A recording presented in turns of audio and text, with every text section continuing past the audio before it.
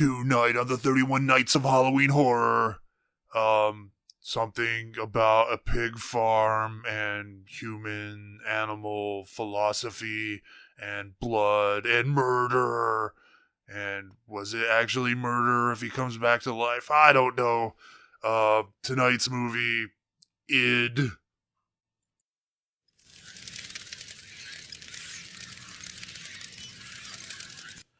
Hello everybody and welcome back to another episode of the 31 Nights of Halloween Horror! I'm your Baby Circus. Anyways. Episode number 16. Yes, episode 16. We have made it to the halfway point after this. There's only 15 more episodes to go. So, hey, you've survived this long. I've survived this long. Let's finish this strongly. And coming off of last night's nostalgic 80s slasher, The Burning, I thought, you know what? It's been a while, as in a couple episodes, since I've been to the land of Japan. And I will review a movie that is directed by a person who made another movie called Organ. And it was very interesting. And so I thought, you know what?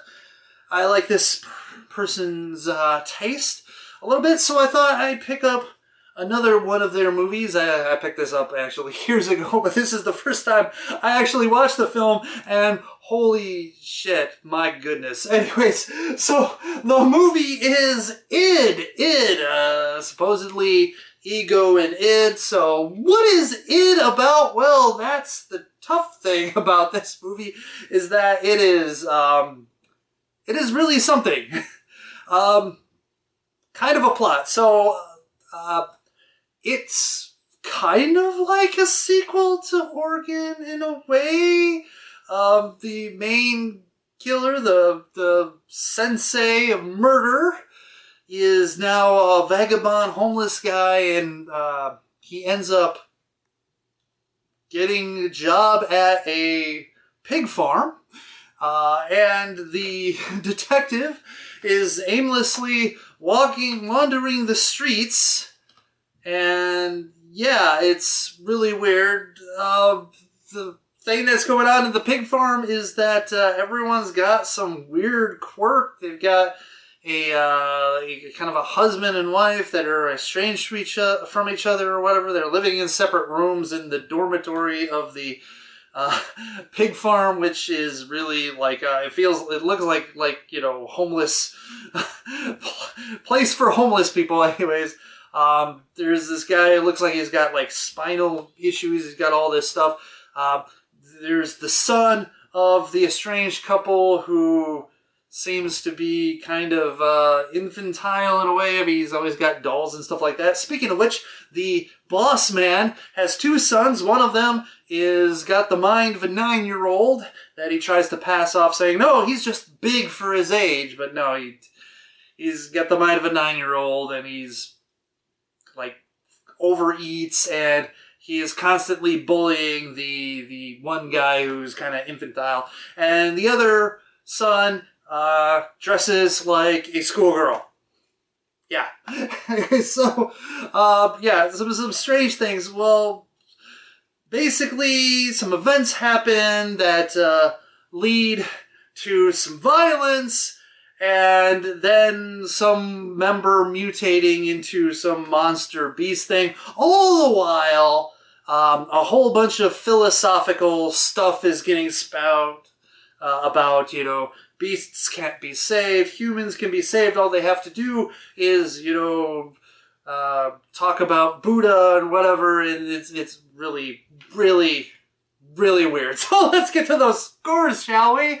Violence and gore, I'm giving it a 5 out of 5 because this movie is disgusting. It is gross. This is a gross movie. There's not just a lot of blood and gore stuff and weirdness and violence, but there's also just a lot of vomit and nastiness, and it is very, very unsettling. So 5 out of 5. Shock value is a 4 out of 5. Look, just the grossness is shocking, but also the what goes on. You got like someone eating someone's face, and it's weird and it's strange, and you're just trying to figure out what's going on, and it is shocking. 4 out of 5. Plot, there it is. 1 out of 5. Look, there's, like I said, there is a plot in this movie. Apparently there's like these 3 people who are dressed like safari people reading from a book called Id, and what they're reading is supposedly the events of the movie, but yet also that book exists within the events of the movie. Strange. Like I said, it takes place mostly on a pig farm, and some stuff happens that cause people to go kind of mad and crazy, and their reactions and actions with each other kind of push the narrative forward, honestly. But like in the beginning, the first third to half of the movie, the narrative is just like not existent. It's just weird. It's slow. There's a lot of, like I said, like this philosophical talk about, man and beast, and, beasts are just flesh and whatever, and all this stuff. And yeah, I'm sure it's artistic and great and deep and whatever, but not quite what I was expecting or looking for within this movie. So yeah, it's a 1 out of 5. It's very, very bad, in my opinion. Acting, I'm giving it 2.5 out of 5, just because I don't know. I don't know if they're supposed to be going crazy like that. You go from like subtle to like insane, and to back to subtle, and to sort of a mid-range to like, I don't know. There's like a scene where a police officer is running down like a path, and he's skipping, and I'm like, are you purposefully skipping, or is this your idea of how you're running I don't know. Anyways, 2.5 out of 5. It's Nudity, 1 out of 5. There's a lot of man-ass, especially guys taking craps. But there is also a scene that's also weird of like the husband figure of the estranged wife, though mutated somehow, having sexual intercourse with some woman. I don't know. It's weird. So 1 out of 5. Enjoyment factor, 2 out of 5. Look, this movie is a hard watch. Yes, it definitely gets better when an actual story thread emerges from all of the experimental artsy crap going on. And honestly, the ending is definitely stronger than everything else, because stuff is happening finally, and there is, kind of like a struggle. But getting there is a chore, and it's, like I said, it's gross, it's hard to watch, it's hard to stomach. This is not a movie that you're going to have a meal and watch at the same time. You're not. It's rough. So 2 out of 5. My overall impression of it is 2 out of 5. Look, I respect the filmmaker. I kind of see what they're trying to do, but it's a mess of a movie. Too much in its own ass, too pretentious, and therefore just not an enjoyable experience, and not a very relatable experience either. And so, yeah, 2 out of 5. That averages out to a 2.5 out of 5. Honestly, all that violence and shock value definitely pumps up the score. But, I mean, I did have a little bit of enjoyment. I am glad that I watched it. It is tough. There were moments before the end that I went, oh my God, what did I get myself into? Oh, I was thinking like, I need to watch another movie because I can't review this one. This is just too much, but whatever. Anyways, the ending, though, is somewhat more redeeming of the movie, but overall, it's just, it's hard. if you like weird, gross, artsy, avant-garde messes of a movie, you probably might like this, but I just like, it's like, you watch Organ instead.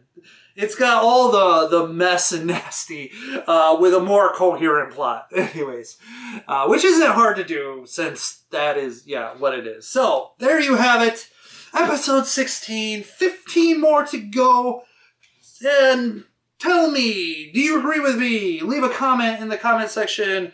Rate, subscribe, share, notification, all that stuff. Oh my god, I think everyone can start to see that I'm getting a little bit winded, a little bit tired. The toll is being taken on me, but I will soldier through, and I hope you all too will soldier on through with me. And I will see you next time. Thank you again for watching another episode of the 31 Nights of Halloween Horror, and I will see you in the next episode. Stay sexy, internet, and if you're gonna get a job at a pig farm and there's like a whole bunch of weirdness happening, you might want to consider quitting. I'm just saying, like, you know, if you've got like a dormitory that looks like a trash heap and a bunch of like strange people as your coworkers, maybe think about getting a job somewhere else. I don't know. Anyway, so I'll see you next time.